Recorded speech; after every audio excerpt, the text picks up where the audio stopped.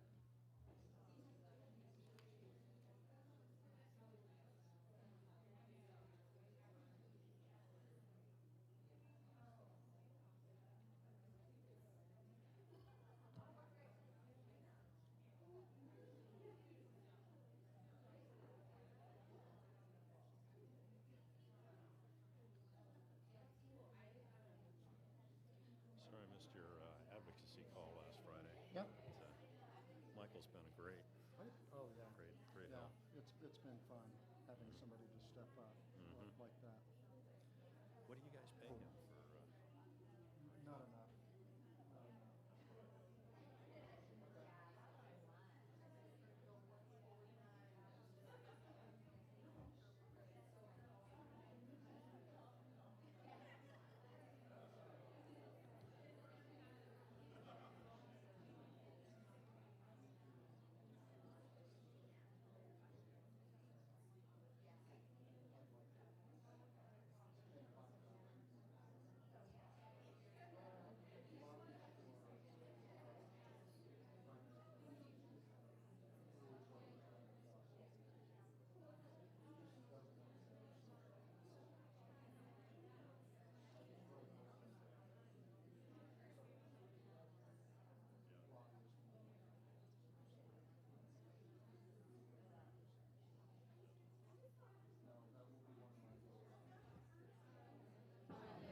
Testing, 1, 2. Uh,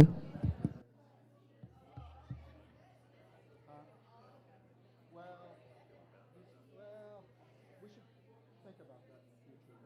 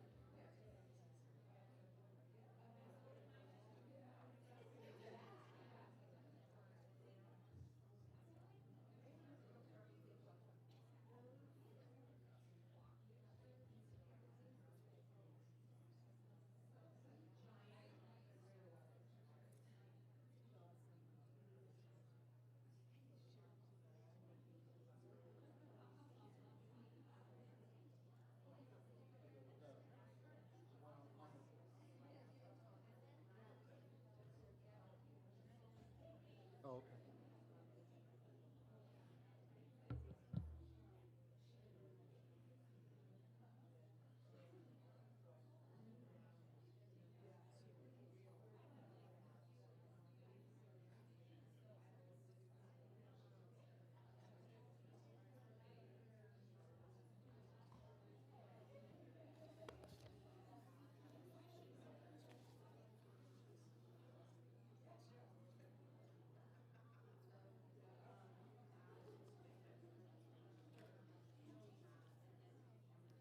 Wonderful networking opportunity. It is. That's the whole plan.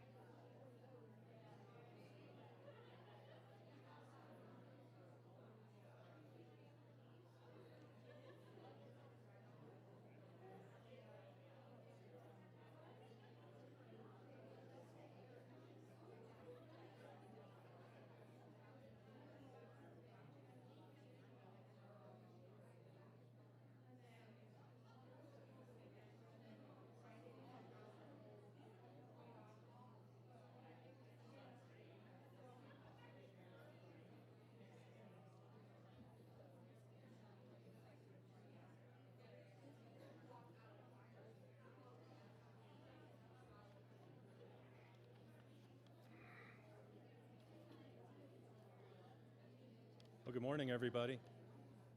This on?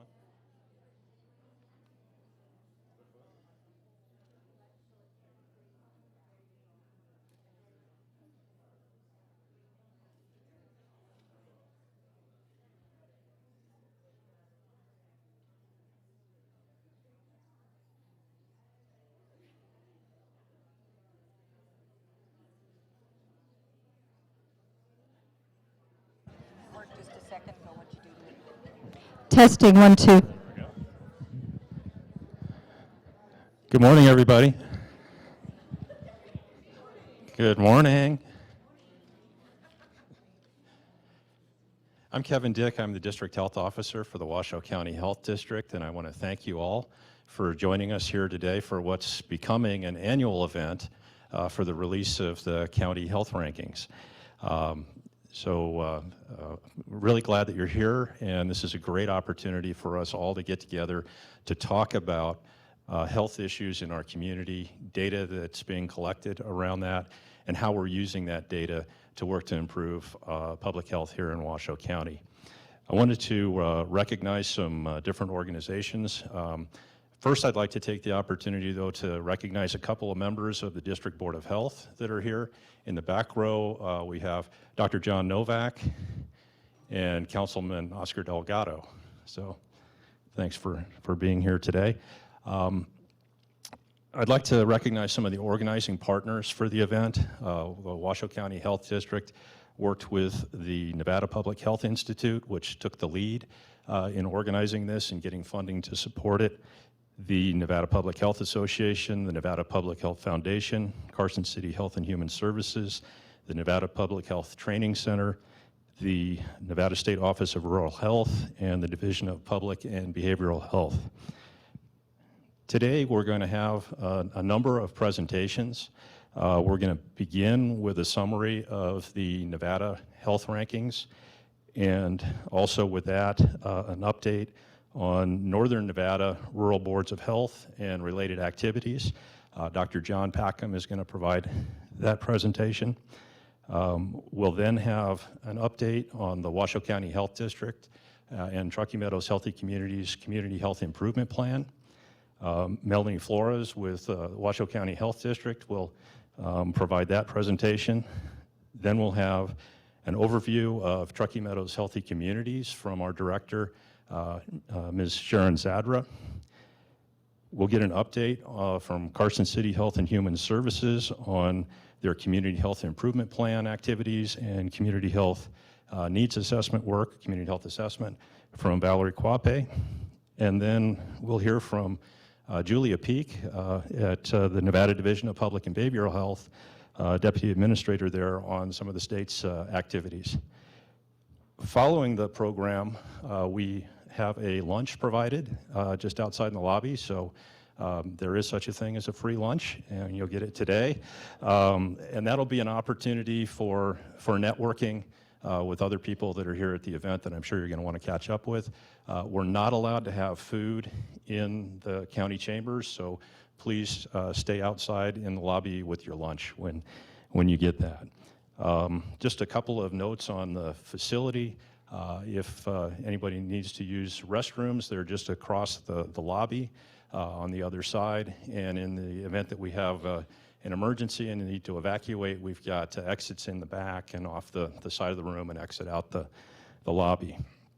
So with that, I'd like to turn it over to Dr. John Packham. He's with the Nevada State Office of Rural Health, the Office of Statewide Initiatives at the UNR Medical School.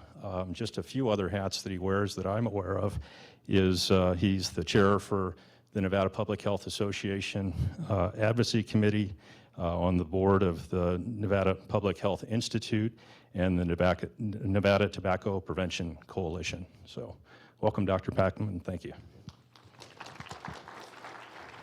Thank you. I'm going to try to look at those slides out of the corner of my eye. I want to thank everyone for coming out here. I know everyone's busy. We're in a legislative session. There's classes where everybody's back from spring break if you're at university-based and elsewhere. So I know folks are busy. And again, appreciate your joining us again. We've got a great set of speakers that are going to follow me, but I have the pleasure of kind of walking you through the rankings. And as you will see, hopefully everybody has a copy of this book. It was embargoed till today, and if you don't, there's copies out back. But this provides a snapshot of the county rankings within Nevada. And I'm going to just try to highlight some of what they tell us this year and what they don't, and any noteworthy changes and so forth from previous years. One of the interesting things about them, and I think it lends credibility to the data and the way they pull them together, is that the rankings don't change a great deal from year to year. I overheard Douglas County folks giving Carson City folks grief again that we're ahead of you this year, and here's where. And so those have remained kind of stable. I was in Nye County last week, and I didn't tell them that they were going to be ranked 16th or 17th again, even though I knew that. But again, from top to bottom, we see a lot of continuity from year to year, and again, some of that is reflected in what we are going to go over now. That is pretty much the same set of partners and sponsors that Kevin mentioned, but I did want to acknowledge them. Also wanted to acknowledge the Robert Wood Johnson Foundation for funding us now for, I think it's the 5th or 6th year, and we really appreciate that support.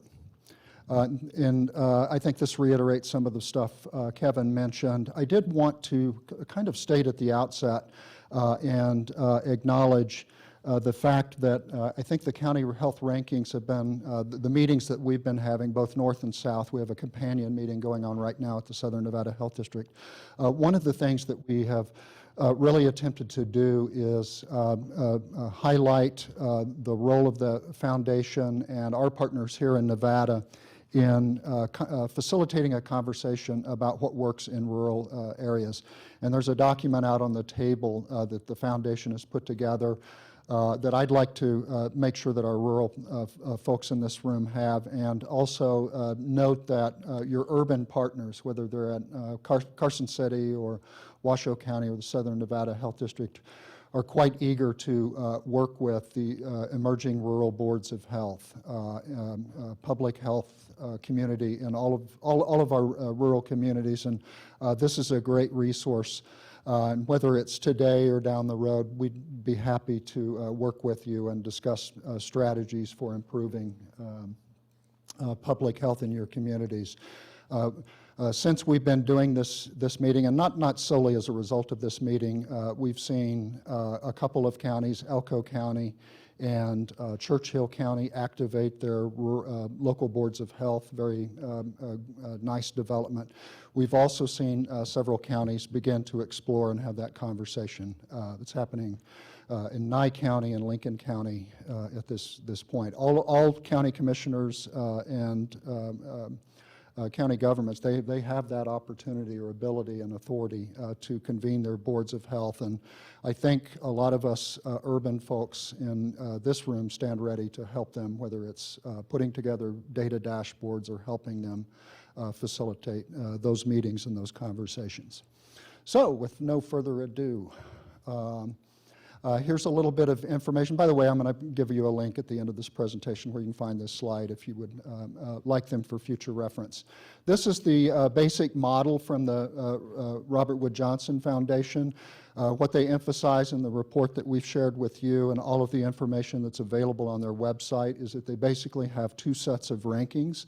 One deals with outcomes.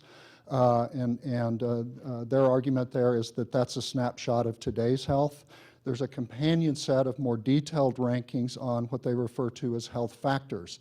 And the really nice thing about the manual is it's not kind of stuck in what's already happened, which has to do with those outcome rankings, but where are the opportunities for us as communities to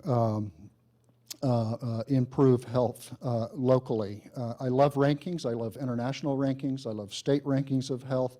But I think the ones I think are have the greatest opportunity for us in this room to make a difference are these county or community level ones where we can really see some pretty stark differences just among us here in Nevada. And I never know what to do with a state ranking in this or that measure, given how enormous our state is, how diverse our population is, and how polarized our politics can be. Sometimes I'm much more optimistic at the county level. Another part of the model is draws attention to factors influencing health outcomes, whether it's length of life or quality of life, that have to do with areas above and beyond clinical care. We've had a very vigorous, nasty debate over the last 3 or 4 months on the Affordable Care Act, its potential repeal and replacement. If you think about it, that's narrowed our focus important area. I'm not discounting it, but the exclusive focus has almost been health insurance coverage, whether folks will have that card in their back pocket or not, almost to the exclusion of a wide range and variety of factors that we know are just as influential on health, if not more important. The county rankings event gives us that opportunity to discuss and explore some of those non-clinical, non-insurance related factors. So here's the drum roll rankings just published from the Robert Wood Johnson Foundation. Again, there will be some familiar counties at the top, some familiar counties at the bottom.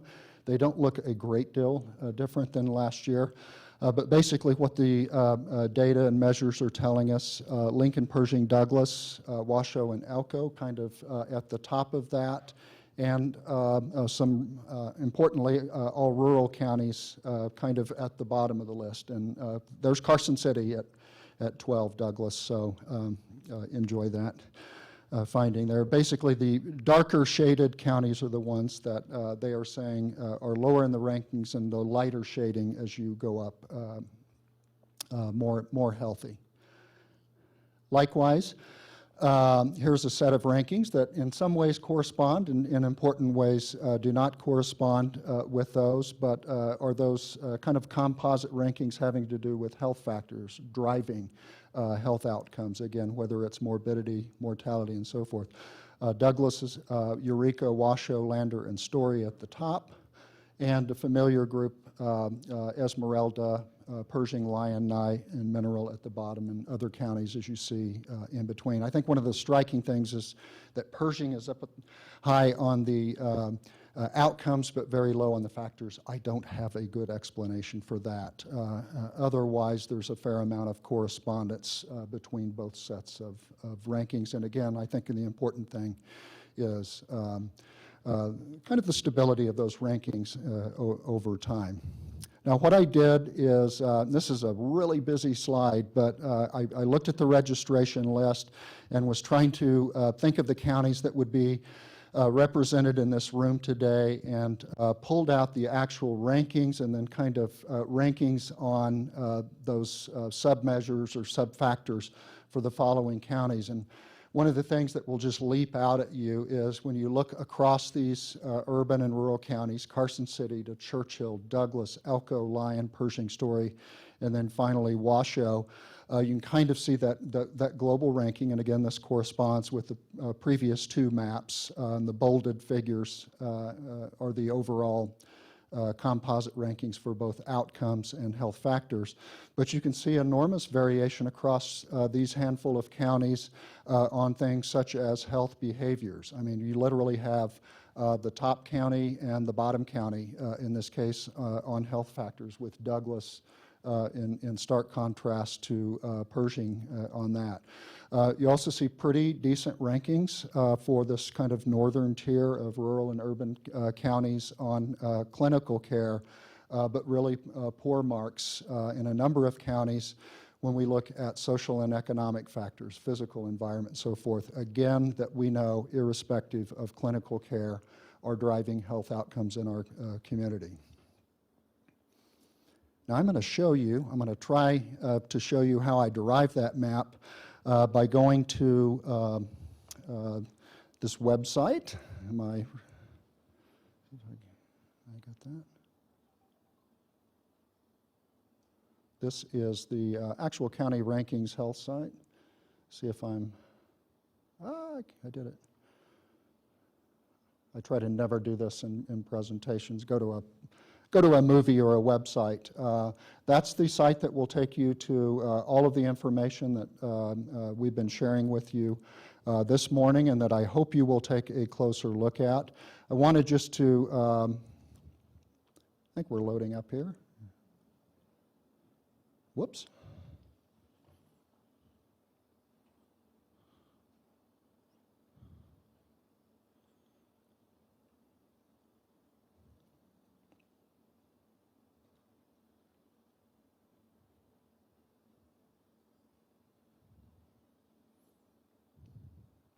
Hopefully I won't have to do an update.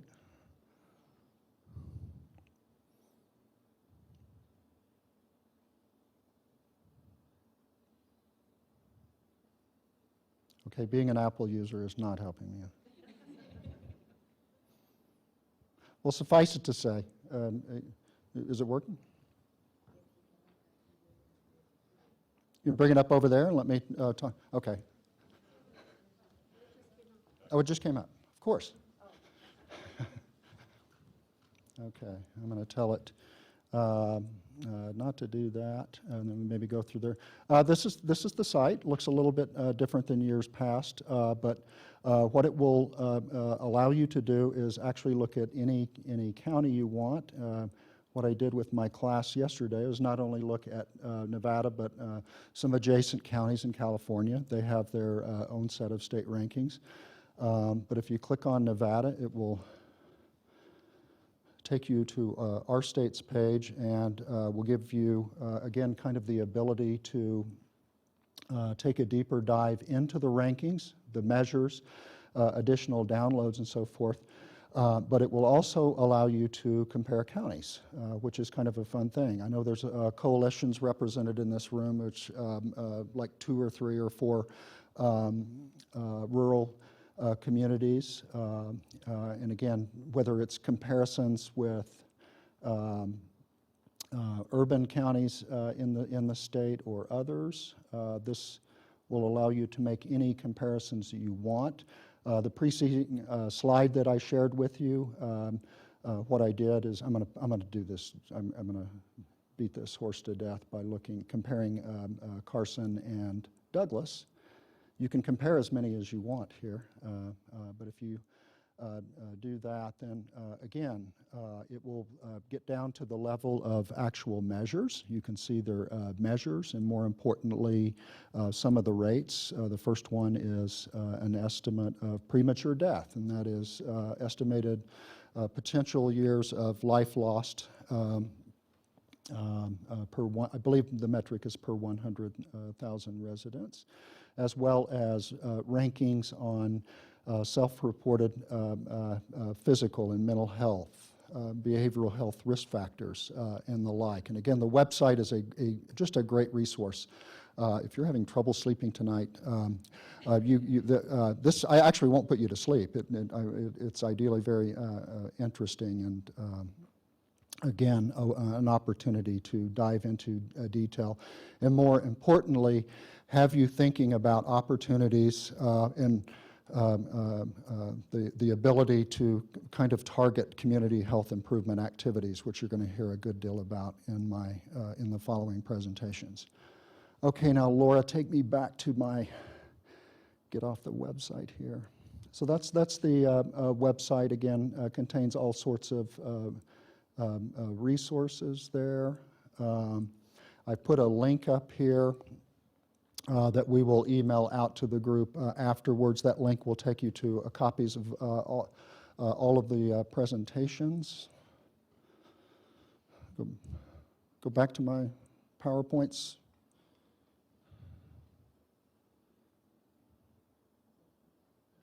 And that pretty much concludes my remarks. Again, thank you for attending. I'll take any quick question or two before I turn it over to our next presenter. Yeah. Yes. Yeah, I'm gonna have you. Okay. Lei Chen from Washoe County Health.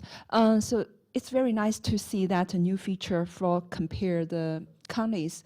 I'm just wondering, is that possible for the system when I wanted to compare some counties in, say, in California or Oregon?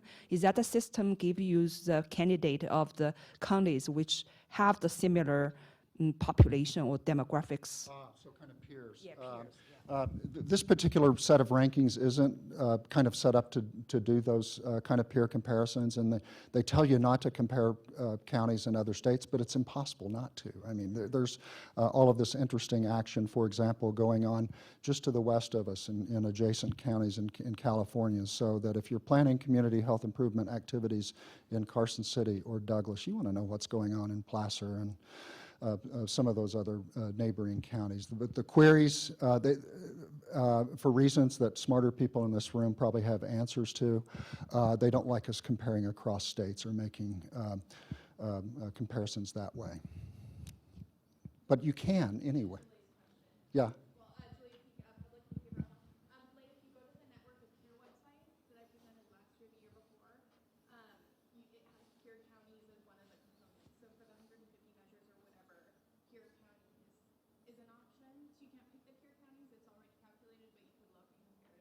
Yeah. Yeah. Oh, I'll let Julia repeat. I'm sorry, we're recording. Where are you recording from? Do you want me to face something? Just from so if you go to the Network of Care for Public Health and Wellness, you can Google it, and then drill down into your specific county, and then within you pick a ranking, and I could show you if we have time. You pick your, let's say, obesity, and then you scroll down and it says peer counties. And then you could look and see where peer counties that they looked at similar demography, socioeconomic status, et cetera. And so you can compare and see how you look. So probably that's a better resource than county health rankings. All right. I think I will now turn it over to our next speaker, which is Mel Flores with the Washoe County Health District. And I think if you want, Melanie,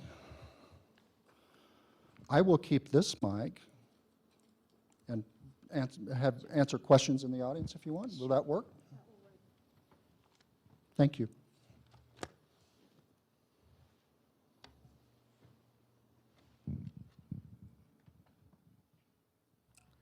Check, check, check. Oh, okay. Apparently no green light needs to be there.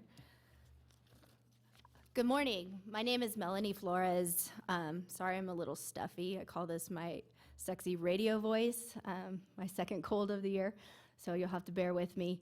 I am the Community Health Improvement Plan Coordinator for the Office of the District Health Officer for the Washoe County Health District. And today I'm going to share with you a little bit about our Community Health Improvement Plan.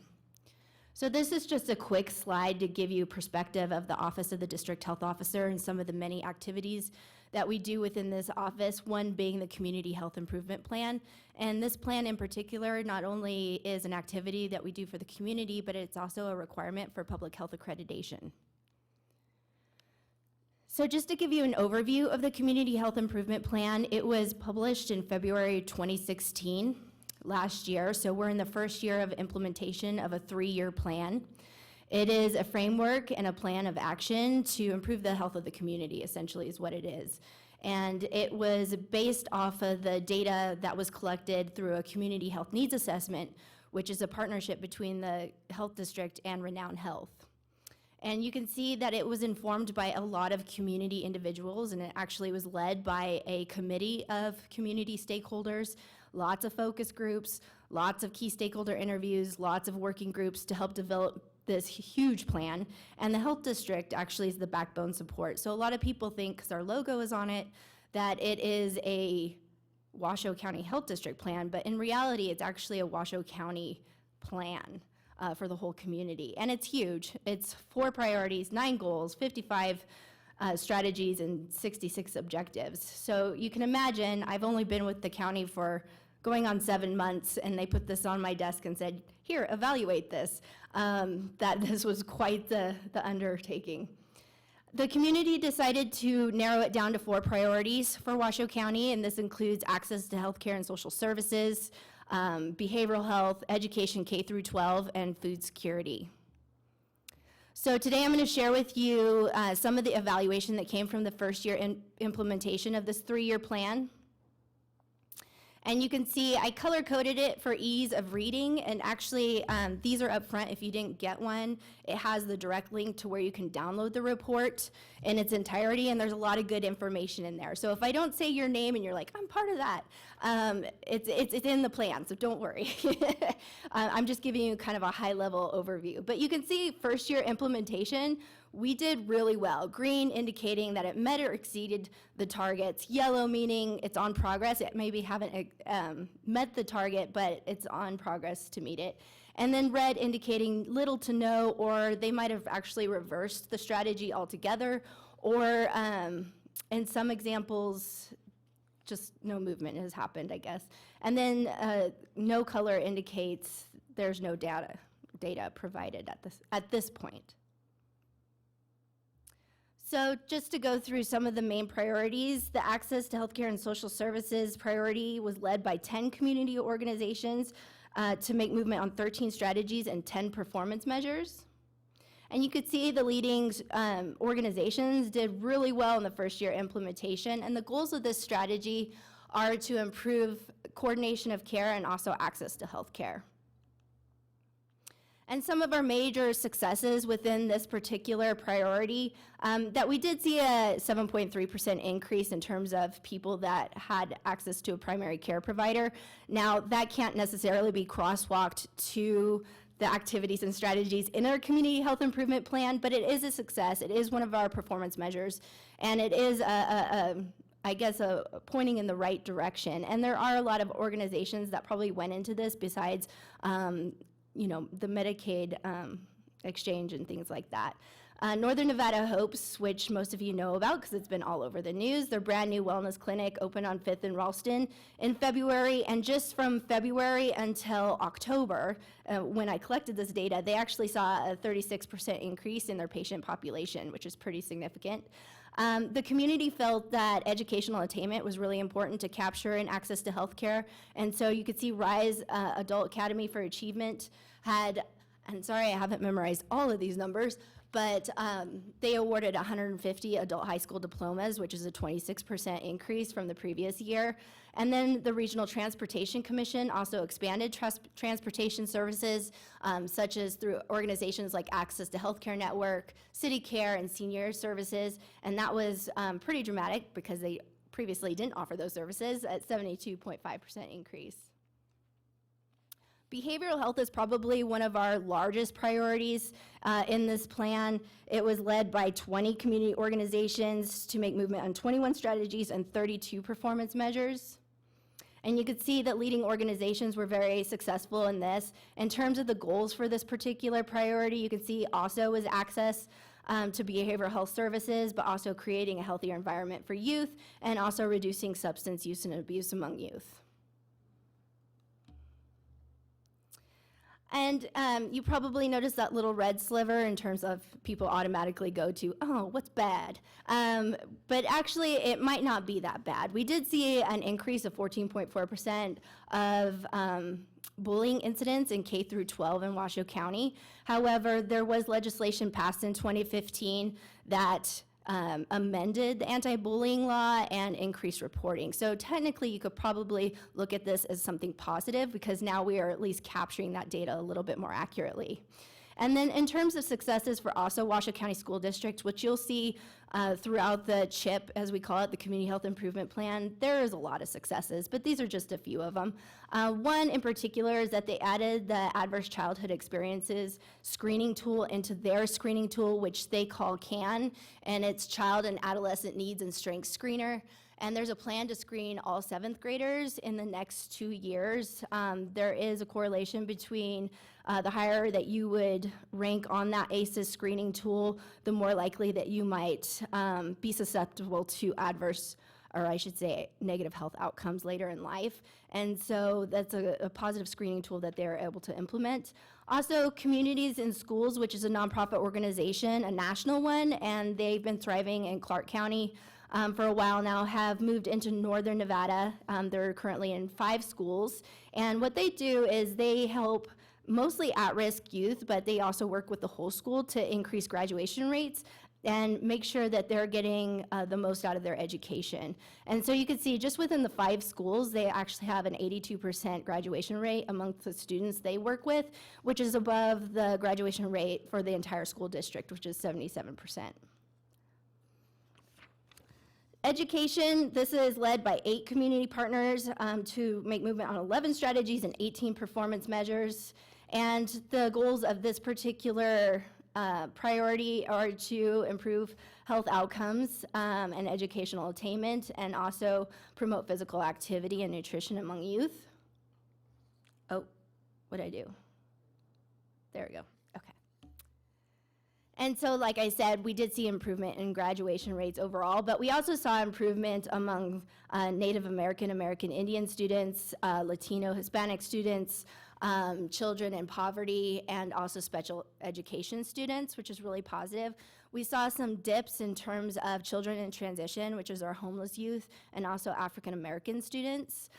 Some positive that has come out of the 2015 legislation as well is that they moved forth legislation to improve 3rd grade proficiency, reading proficiency.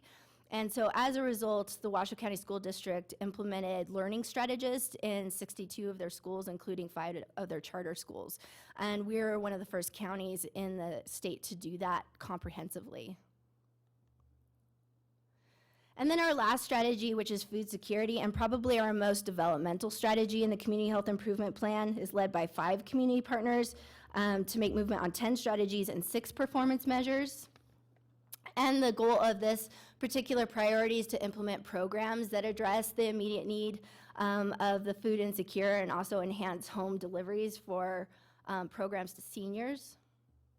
The biggest success regarding this strategy is that Feeding America, we are one of 5 states to get grant funding that went to the Food Bank of Northern Nevada. It was a little over $300,000 that was matched with funds from Washoe County Health District and Truckee Meadows Healthy Communities for a little over $500,000. And that was to do program planning around cross-sectoral kind of collective impact theories of change, and to address social disparities that impact food insecure, including housing and also income stability. So you might be hearing that in the community. They call them the Collaborating for Communities Community Action Networks, or C4C CANs.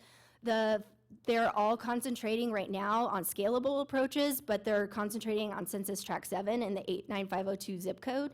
The food security work group in particular is looking to increase access to resources such as WIC, SNAP, food pantries, Kids Cafe, things of that nature, as well as working with area health entities like Renowned, Community Health Alliance, and Northern Nevada Hopes to develop food prescription programs and also increase screening for the food insecure.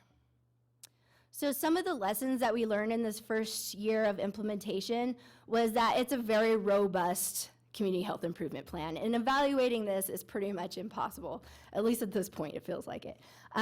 So that's one thing that maybe we can pare it down a little bit, especially when we do the evaluation and we find out what we can really hone in and focus on.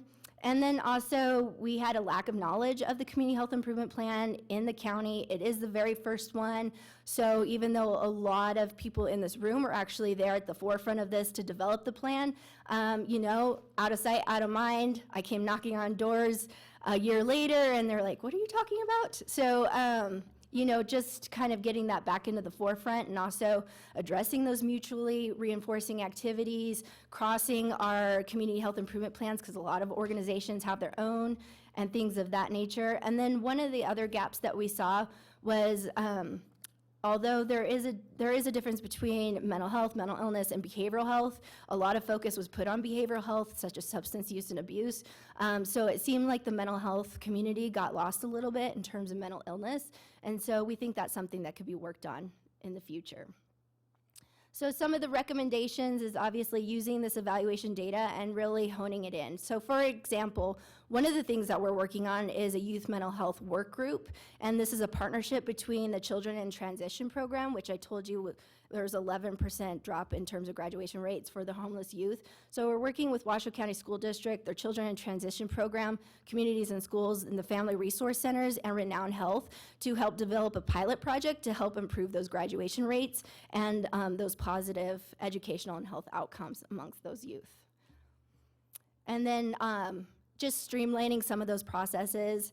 The people at the table at the development of the chip were usually your CEOs, executive directors, and not the people that I necessarily who had to talk to, which was the data people, the program people, and some of them were either new or didn't know about it, and so a lot of education went to what the Community Health Improvement Plan was and developing the best data to use to spotlight or highlight in the Community Health Improvement Plan.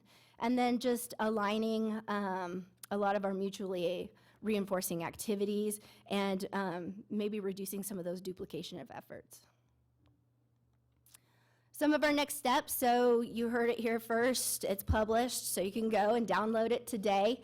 We wanted to get community feedback, so we hope to do a lot of presentations such as this, and after people have read it, feel free to email me, but we'll also be taking this to a lot of our stakeholders and working groups to say, is this a good reflection of the health of Washoe County? How can we improve in the next couple of years? And then also some ideas for the next 3-year block when we write the next Community Health Improvement Plan. Also,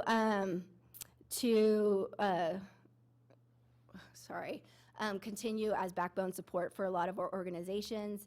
And then we're actually in the process of doing the next community health needs assessment for the next 3 years in partnership with Renown Health. And then upon that, we'll do the next 3 years of their community health improvement plan. So that's it for me. If you have any questions, I'll leave it open to the crowd, or are we doing it after? Questions? Okay. We have time for a question or two if anyone has one. All right. Thank Great. you. Thank you.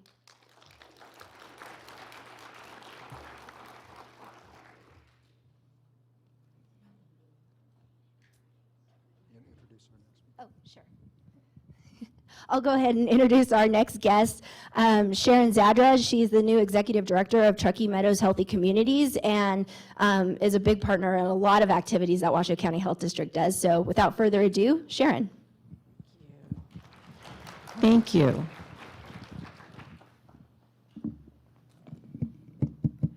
Melanie gave you an excellent overview of many of the activities that Truckee Meadows Healthy Communities is involved in. And I do want to recognize we've got a whole bunch of our members here.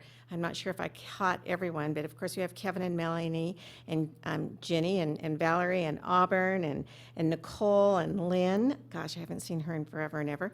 And Oscar and Christina. And if I've missed some of you that I didn't see come in, thank you for being here. We actually, serving as the director, the project director, has just begun, although this activity has really been getting underway for about 2 years.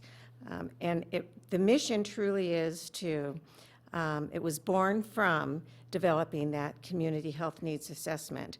And our mission is to engage diverse stakeholders to collectively shape a healthier community.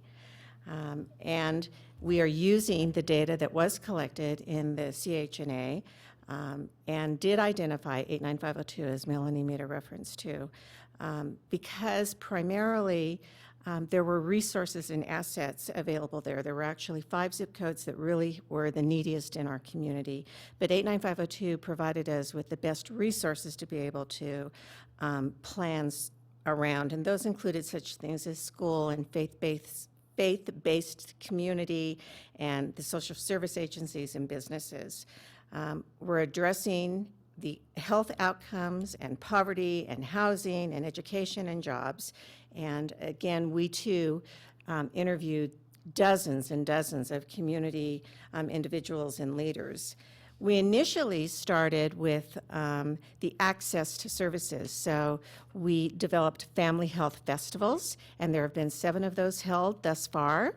One of them alone brought in 700 residents who were looking for services, and that's everything from immunizations and early education and daycare, registration and financial planning and job application and resume help and adult education and health screenings and food assistance and uniforms, all those kinds of things provided in one location. I'm really proud to say that we have a dynamic planning team that will be recognized. Immunize Nevada has selected Truckee Meadows Healthy Communities for its Silver Syringe Award this year for the Outstanding Community Partner. And that is because of the teamwork of the group that has been working to put these family health festivals together. So we'll get that award in April. Very proud of that team. One of our other major adventures will be hosting a RAM, a remote area medical event, which is kind of new to our area. We've seen in the rurals before, and that will be the very last of September and the first weekend of October. More information will be coming out about that. As it relates to the drilling down of the information in the 89502, we actually then created, you heard the reference to the 3 cans that we have for housing and economic stability, and yeah, food security. I should look at my own notes. We developed a 4th can, in essence, because we received yet another grant from the Annie E. Casey Foundation to really drill down and create long-term kinds of impacts. So that became what we call our feed, kind of the Feeding of America can that was also added into our rotation. So we've got those 4 seeking long-term solutions for health, food security, housing, and education. We have the specific housing can wants to recognizes that people live in neighborhoods that provide safe and affordable permanent housing. The food security can is provide people with access to eat nutritious food that promotes long-term health. The economic stability can is households should have economic health and people who are on pathways to prosperity in 89502. And then the feed can, the newer one, is working to ensure that children and families have safe, affordable, and decent housing by 2018. Major missions that those 4 cans and the C4C are working toward, and again, that was as a result of the Arnold grant that we received and then supplemented with the Annie Casey grant. Major work and participation across the board. Dozens of professionals and service agencies serve on those individual cans to bring these working solutions. We're 1.5 years in to that project right now. We're identifying the priorities and drilling down, again, as was referenced. We're working down into Census Tract 7, and we will then, in year 3, we will work at executing the strategies and measuring the outcomes and making adjustments, and then transporting those plans into other needy areas as well. There is a huge demand in our community. We have a severe shortage of affordable housing, and we are taking, Truckee Meadows Healthy Communities is taking an active role in kind of an initiative that's been evolving with some professionals who've just been working at it for years and years. We need to create an actual roadmap with solutions, and that is now underway. There was a major forum held on a very snowy January morning, yet, even so, it was like 7 or 8 inches of snow. Many people were late in attending, but we probably had 6 participants at that forum to address affordable housing, and we have since followed up with a secondary one to begin addressing the exact needs. these rankings that we're receiving today certainly identified that Washoe County alone has 23%, or over 37,000 households with severe housing problems. Statewide, it's 22%. We're at 23%. Home prices have doubled since 2012. We're experiencing declines in ownership. Average rents have increased 10% a year and are up 28% over 2014 rates. Housing prices have increased 60%, while incomes have only improved by 17%. 50% of county households are rent burdened, which of course means that they're paying more than 30% of their income on housing. Down payment assistance is minimal at best, and organizations that work to help rehabilitate our poor housing conditions are far too few. So we will, Truckee Meadows Healthy Communities, will work as a convener. There will actually be 4 or 5 teams established, major working areas established, I should say. There will be an advocacy team, a convener, that will be the role that Truckee Meadows Healthy Communities will take on, a facilitator, and multiple working groups to initiate the work to align all of the partners that are needed to resolve this problem. Nationwide, it's an issue. In our county, it's even worse because, of course, the tremendous economic development and growth that we have had, we are now trying to catch up with our housing needs. So, in quick kind of summary, the priorities for Truckee Meadows Healthy Communities are, of course, to address the 89502 issues. Again, that's food security and access to health and healthcare and social services, and ensure safe neighborhoods, to continue the C4Cs, and again, that's the food security and income and poverty and housing, and to also work to continue to identify in the CHIP the needs and demands for food security, education, behavioral health, and the access to the services. We have a long-term commitment to collaborative efforts, and thank you for giving me just a couple of minutes to kind of give you a highlight into our mission. And again, we are there to engage those diverse stakeholders to help us shape a healthier community, and I look forward to working with all of you to continue our mission and yours so that we do become a healthy community. Thanks very much.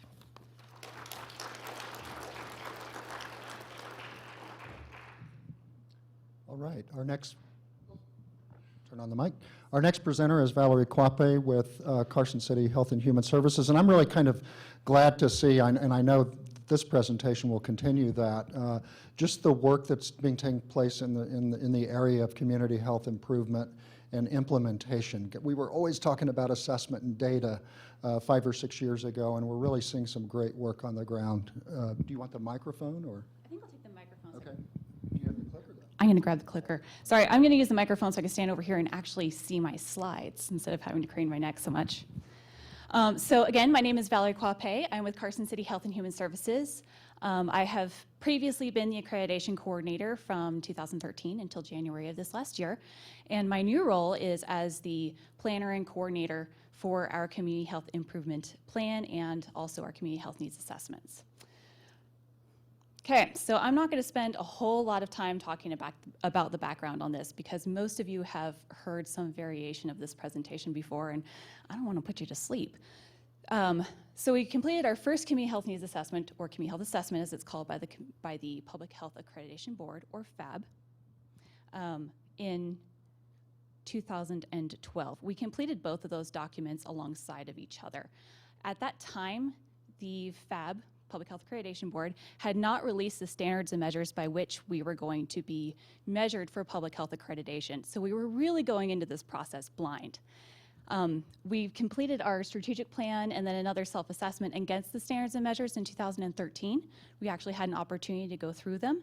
And then between then and 2015, when we submitted our documentation, we did a lot of overall process improvement and looking at the programs and services that we offered, what our community partners offered, and how we're able to fit those pieces together. And this is kind of where the puzzle theme of this presentation comes together. This really is a puzzle for which we have a lot of pieces, but we're not entirely sure sometimes where all the pieces are or how they fit.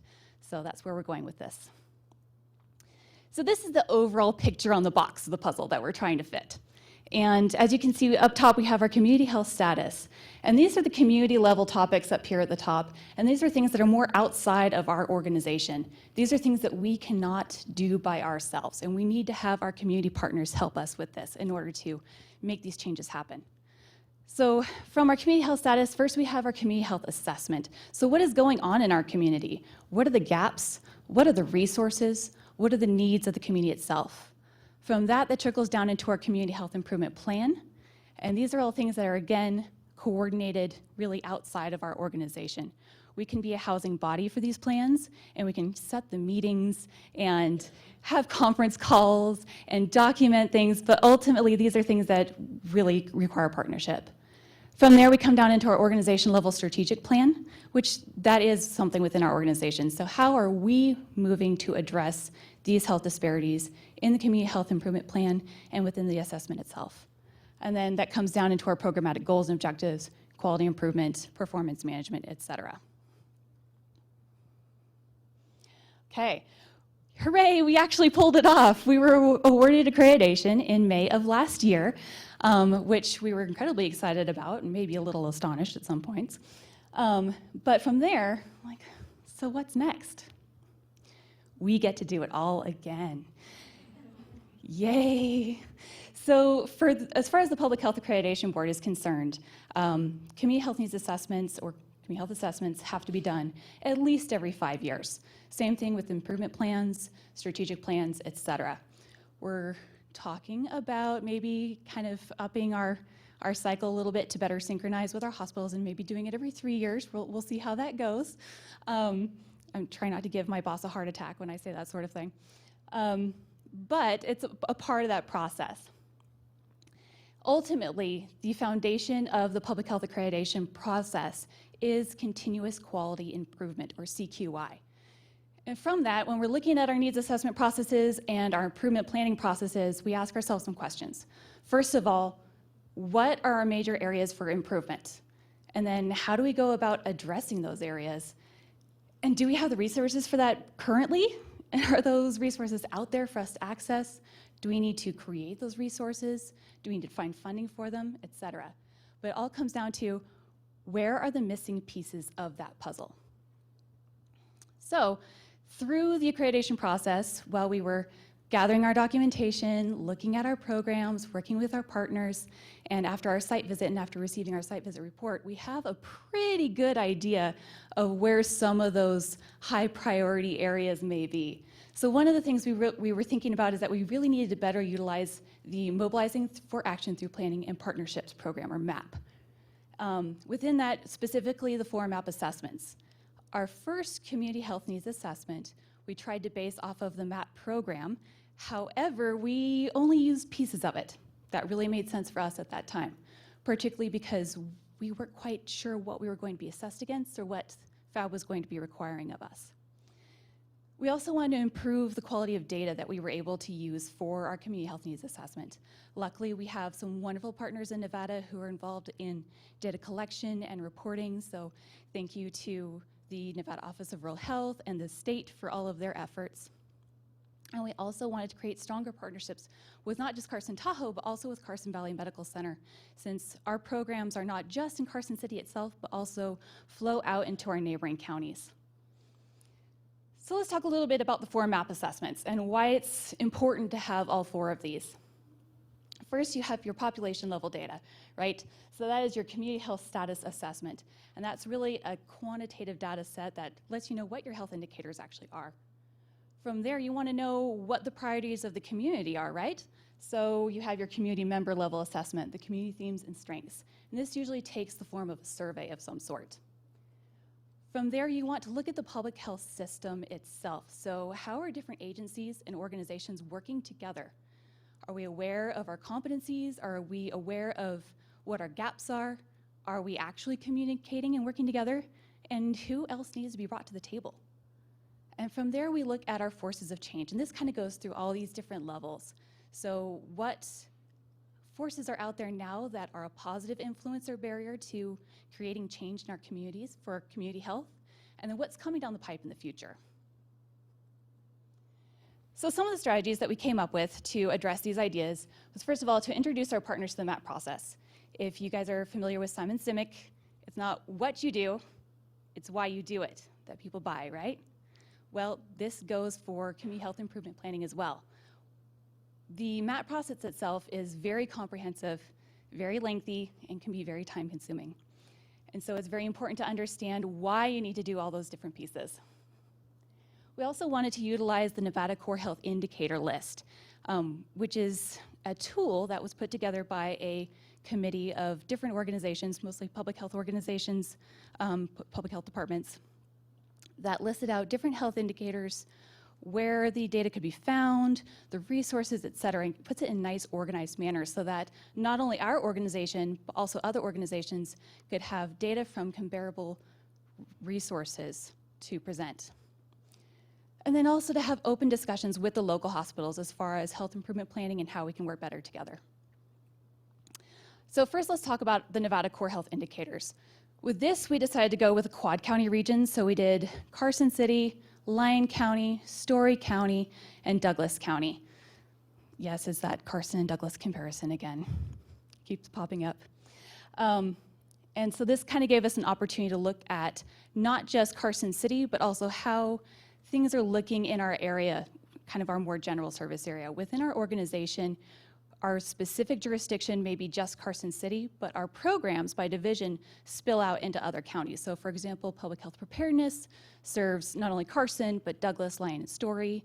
Epidemiology serves Carson, Lyon, and Douglas. So it's important to have information about that quad county region. From there, we worked on our community themes and strengths assessment, and this is really where the hospital systems were really key and clutch for us. So thank you to Carson Valley Medical Center, John's office, and then also Carson Tahoe Health for your assistance with the surveys themselves. And this is where we get a better idea of what our community's priorities are, their perceived barriers, their perceived resources for health, and then what we can do to really prioritize the community's needs. And then the local public health system performance assessment, yet another one of those really long acronyms that I'm not going to bore you with.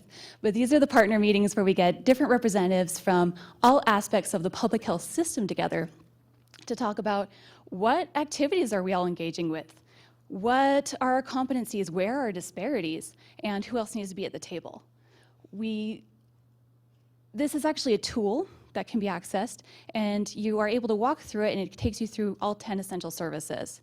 And we were able to complete this in both Carson City and Douglas counties. So just to kind of give you an idea, when we're talking about the public health system itself is not just the traditional public health organizations such as a local or state level health department, hospitals, or other specific health organizations, but can also be law enforcement and faith institutions and schools and EMS. And so when we do this assessment, we're very sure to include all of these different organizations. So this is an example of what this ends up looking like. And this is from Carson City. And as you can see, we have some room for improvement. We're aware of this. And our system itself is really strong in areas such as diagnose and investigate, which are traditional public health practices, as well as developing policies and plans. But we also have some areas for improvement. So this is important data to have so that we know as a system where we can target with our next goals and objectives. And the forces of change assessment. So when we did this specific assessment, again, we're looking at what are our things that we can leverage to optimize our programs, and what are some current and future barriers that we can address and move past.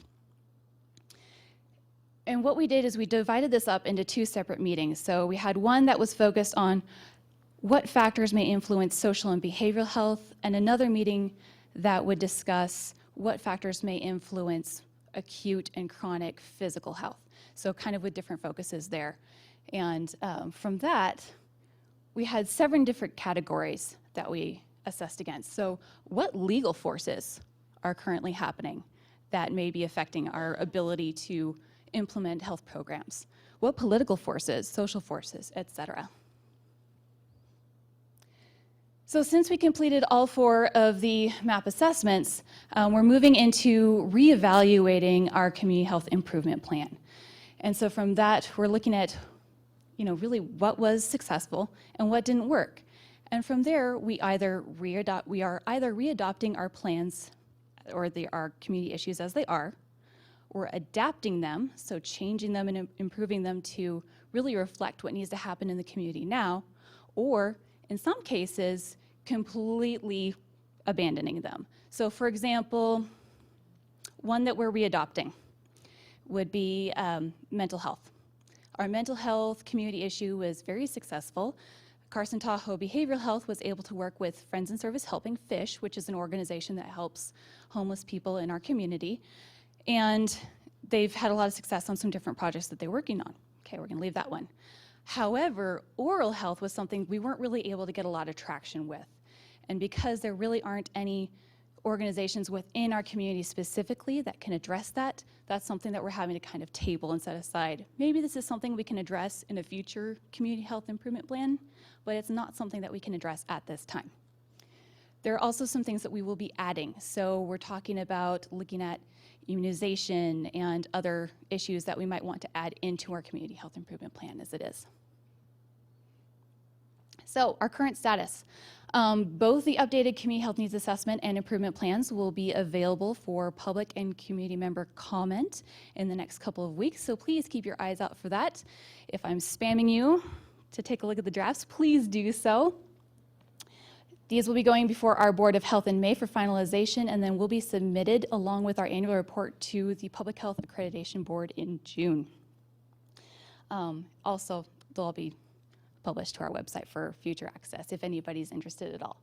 So with that, here's my contact information. If you have any questions about further accreditation projects, Taylor Radke has kindly stepped in as the accreditation coordinator. So now she gets to complete all those fun activities.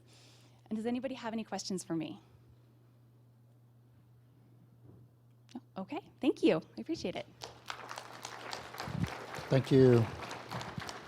Our final speaker is Julia Peak, who's going to bring a state perspective on all of these. And I just want to acknowledge Julia's work and help that she always gives us when we're wrestling with rural data issues, and more importantly, the expertise and making sense of that data. And just wanted to acknowledge that.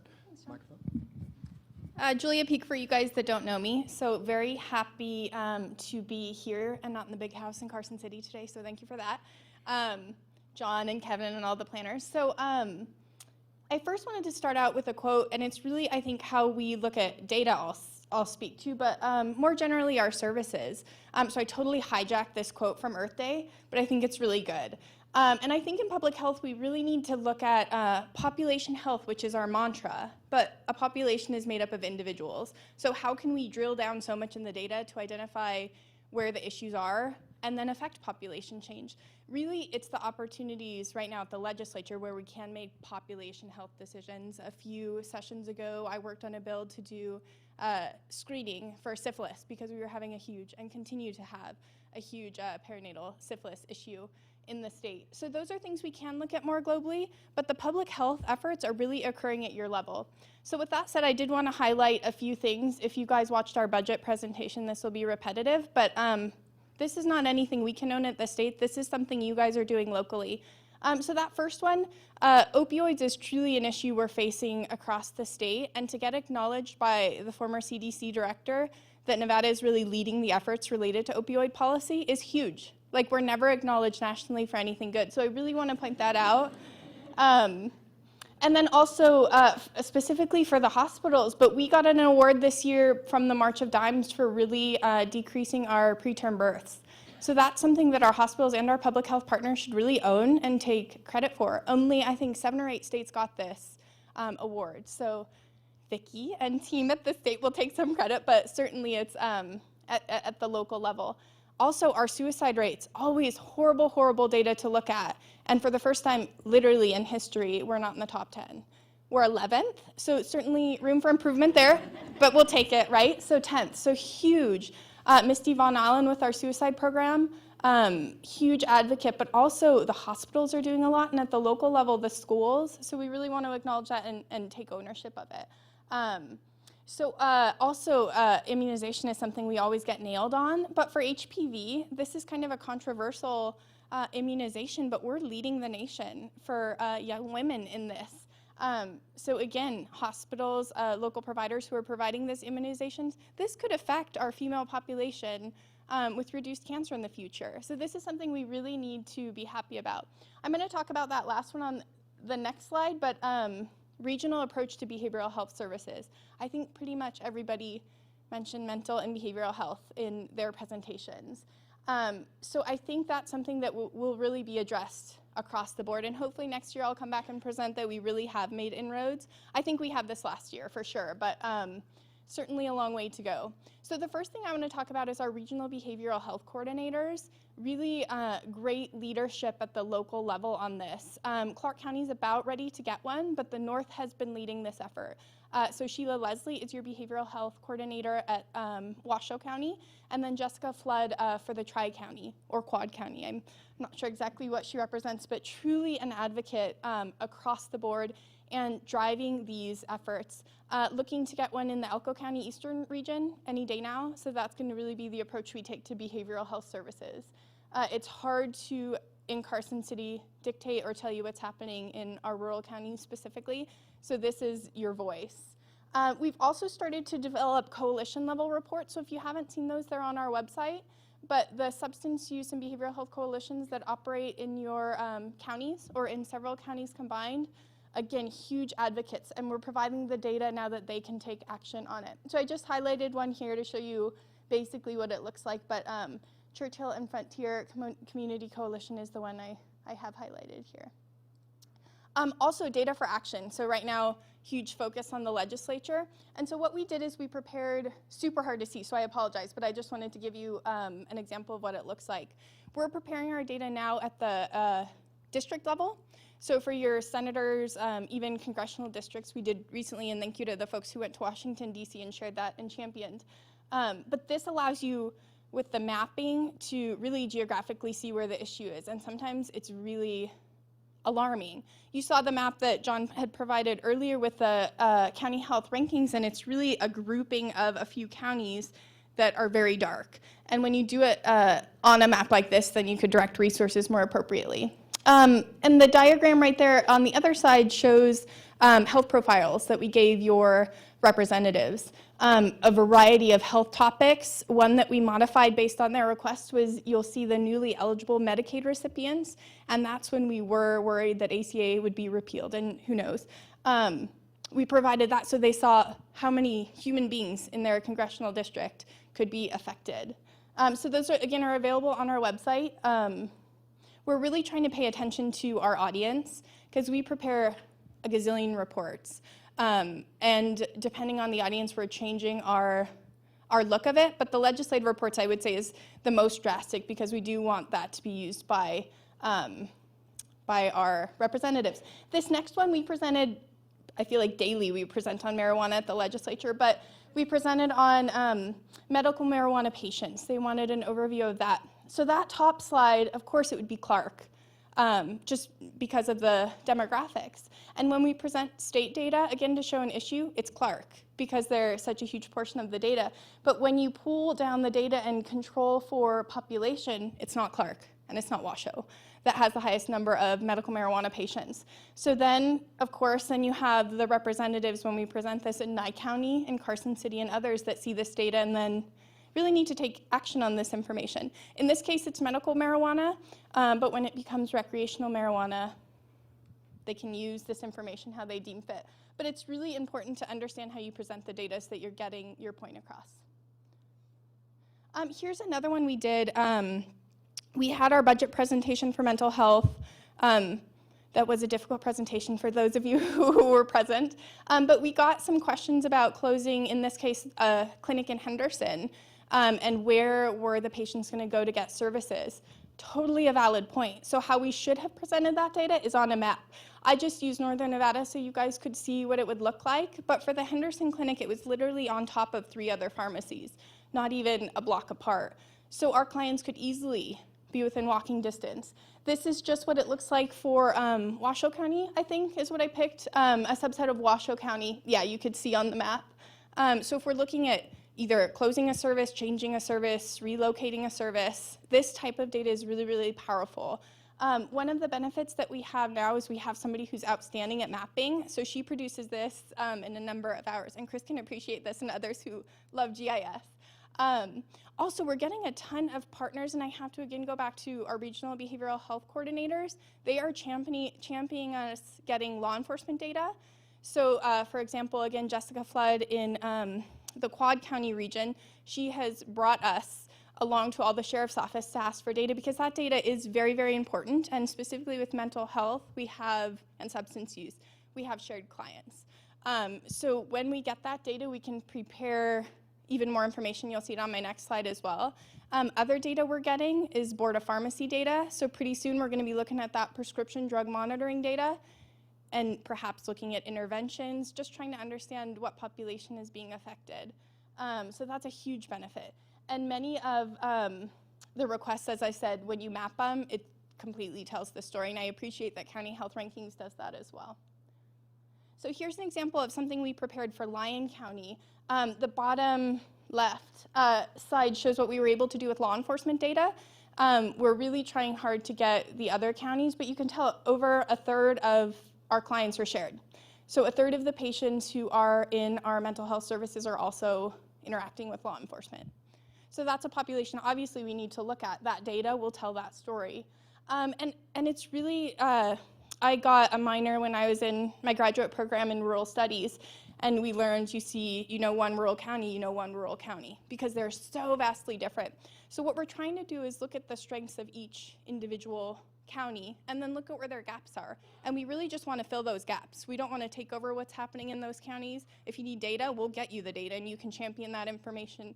If you need resource, then let's see what resource we have to direct an intervention or an issue I have here is on the next slide actually is looking at, for example, nursing. That's a huge issue in our rural counties that we're trying to address, but we know that's a gap that we need to fill at the state. So here are some of the projects we're working on. You've already heard some of them. Food security, huge issue that we're looking at. Jail diversion and reentry issues. Oral health, again, heard that one as well. Here are some great efforts that DHHS as a whole are working on. So some of you have maybe met with our welfare administrator and deputy administrator, wonderful folks to work with. They're now going to a model of outstationing their eligibility workers where the population is. So for example, really want to highlight, it's in blue, hard to see, but they're actually stationing their eligibility workers in jails and prisons. So when the folks leave and re-enter your community, they'll have a Medicaid card, they'll have a SNAP card, they'll have potentially housing resources. So all these services that help them become self-sufficient, they'll have upon release. That seems like straightforward, like a duh, that should have already been happening, but now it's actually happening.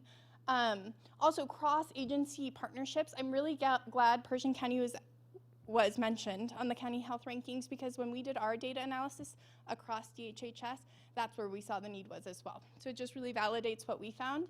So Tina Gerber-Wynn with several of our other agency directors are working on specifically those counties and how we can better support resources specifically related to youth and children. That's a project that our director is really championing, so we're going to continue to work on that. Also, as John had mentioned earlier, helping you with your public health, your local public health boards. Huge task to take on, and we just want to be there to support you as you move through that process.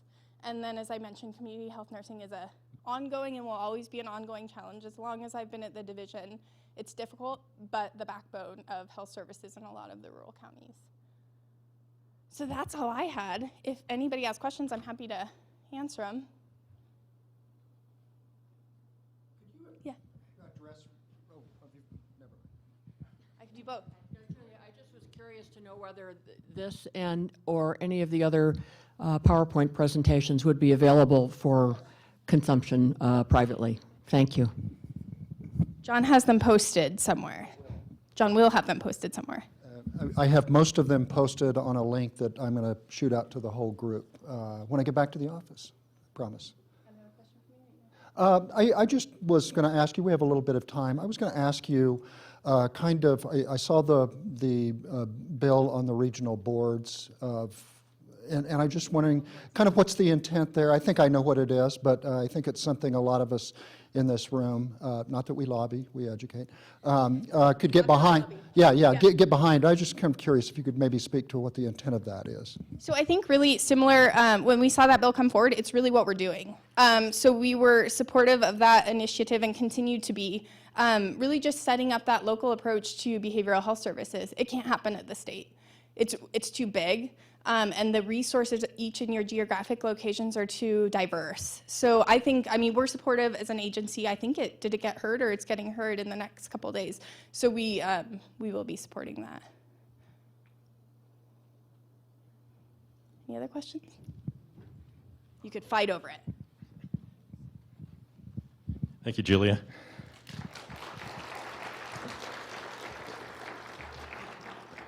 I just wanted to mention a few other things. I wanted to thank all our great speakers today. But I wanted to point out that if you go to the County Health Rankings website, they also have a summary of their findings looking at counties across the country. What are we seeing nationally? And a couple of key findings that they have are that we're seeing more premature deaths in our country, and particularly among ages 15 to 44. I guess I'm pleased to see that when we look at Washoe County in Nevada, we have fewer years of potential life lost than the national average. I do know, though, however, sometimes Nevada is late to the table, and so I think we need to be watching that, making sure that we're looking at that and avoiding having increase in potential years of life lost here. Another area that they focus on is deaths that are due to unintentional injuries, and in particular, opioid drug overdoses. And that's been a big focus that we've had in the state. Julia pointed out the great work that's being done in Nevada and the recognition that we've got. But looking nationally, we're seeing that there's a decrease in the fatalities from automotive accidents, but they're more than made up for by the increase in opioid overdose deaths.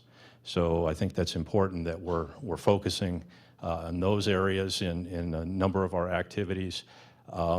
We heard from Sharon Zadra and Truckee Meadows Healthy Communities about the housing initiative. I wanted to mention that I received a survey from the National Association of County and City Officials to complete on forces of change.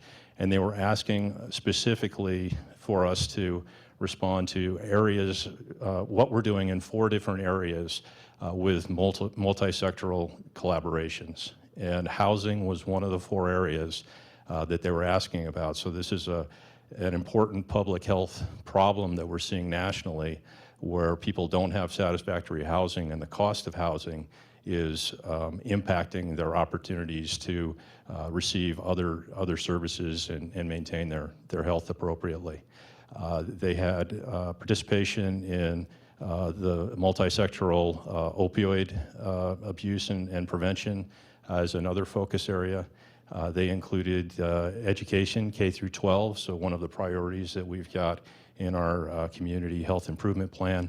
And then tobacco was the 4th area, and one that we've been engaged in for a number of years, and that Dr. Packham's a leader in our state working around those issues. So I just kind of wanted to wrap what we heard today a little bit around what we're seeing nationally, and encourage you to go to the County Health Rankings website.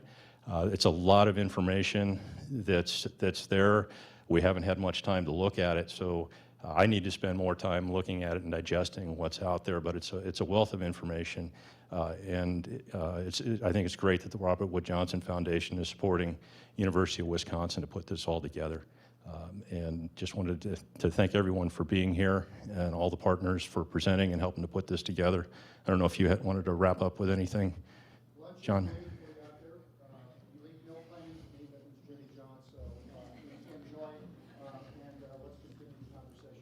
Great. To lunch.